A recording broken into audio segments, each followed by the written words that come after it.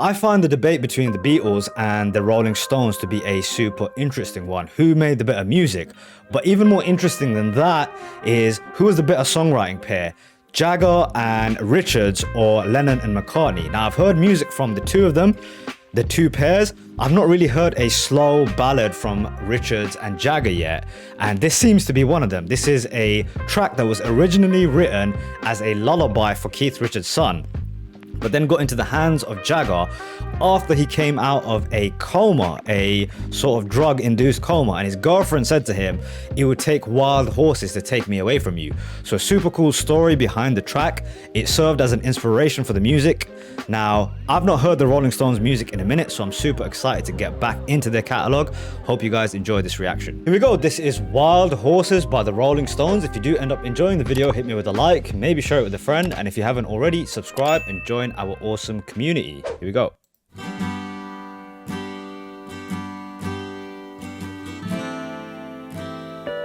I like that effect.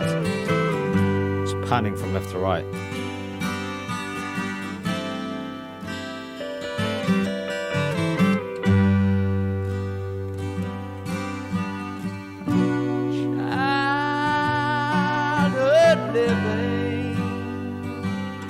Very tender start. It's easy to do.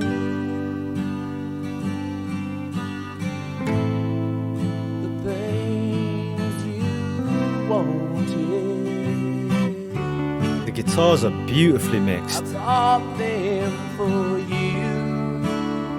It sounds almost distant. Graceless lady, you know who I am. You know I can't let you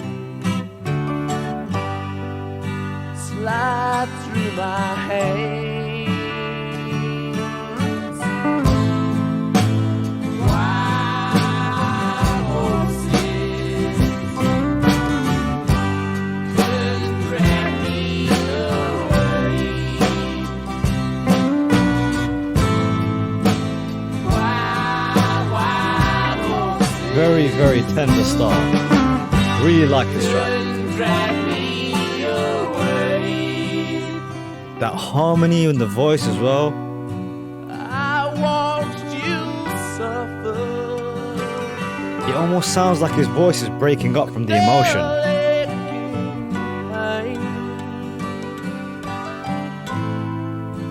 Now you decided to show me the same. No sweeping exits. The drums come in perfectly. Oh, off the stage lines could make me feel bitter. Lead guitar comes in. You unkind. That was a phenomenal line. Now you decided to show me the same, talking about the pain that he suffered. No sweeping exits or off-stage lines.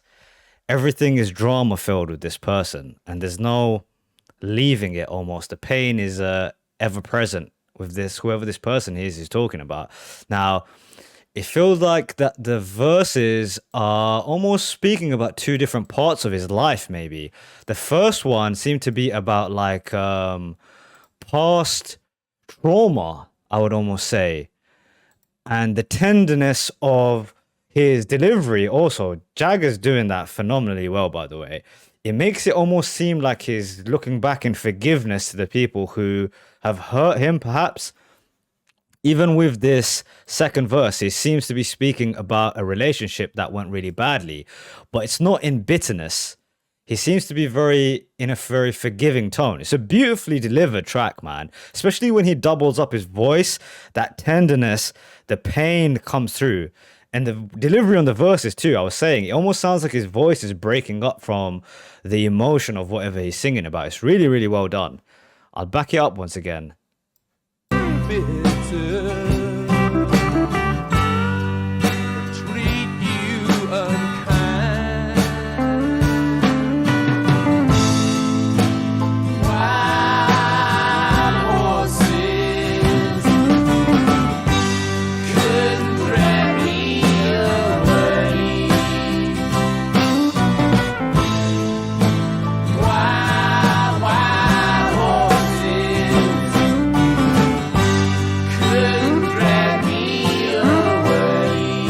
That is a knockout chorus. Not by its like loudness, but by the impact. So much is said with such little lines.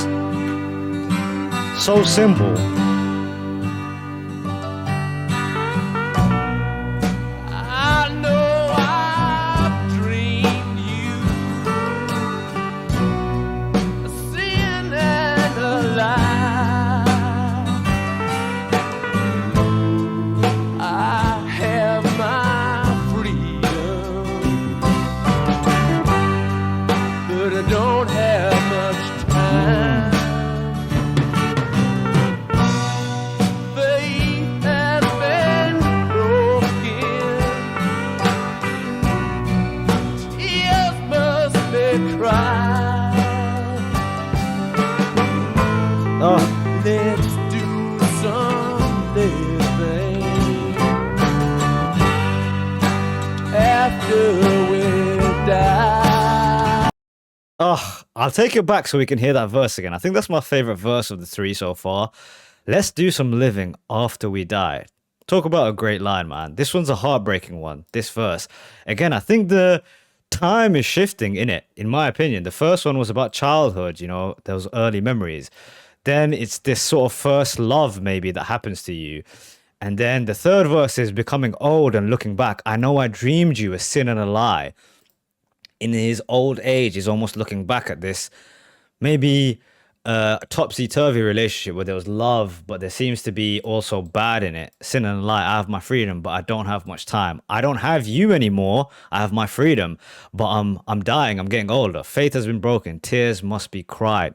Very well said. Poetic. Let's do some living after we die. Wow. It's a cool verse, man. I like it. Let's hear that one again. We can catch this transition as well. But I don't have much time. Faith has been broken. Beautiful pianos as well. Must be cried. Soft, tender. Let's do some living after we die. Wild horses couldn't drag me away. Wild horses, we'll ride them someday. Love that line. We'll ride them someday. Switched it up.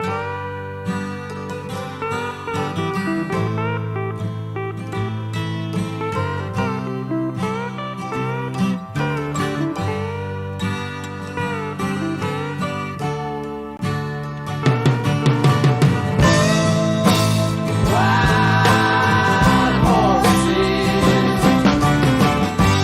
couldn't drag me away. Wild horses,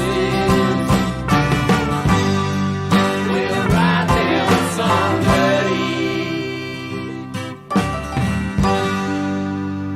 Really, really pretty song. Very beautiful. Impactful, emotional, and it did it in a way that was like, it goes to show that you don't need to do too much. If the words you're singing are delivered with a certain emotion, then everything can be conveyed. Because there's not a lot of like tricks or whatever you want to call it in terms of the writing, but they're just beautifully said lines. And I think what it was doing was telling a story from like childhood to like death almost. That's what it felt like to me. Because even the chorus switched up at the end, right? Wild horses couldn't drag me away. The other two times was wild horse couldn't drag me away. And the third time after this verse, which I felt like was him speaking in his old age, he said, we'll ride them someday. Maybe in our afterlife we'll reunite and our relationship will be better. We'll have a new perspective on it almost, is what he's saying. Now, it's cool. Lastly, what I want to say is really cool that you can see almost the two sides of the inspiration of this track, because it has the tenderness, it has the softness of almost a story, a fable that you tell to your son in a lullaby.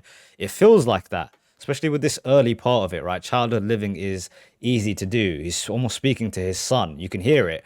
And you can also hear the inspiration of a relationship gone wrong, which would be like Jagger's part of it, right? About his girlfriend.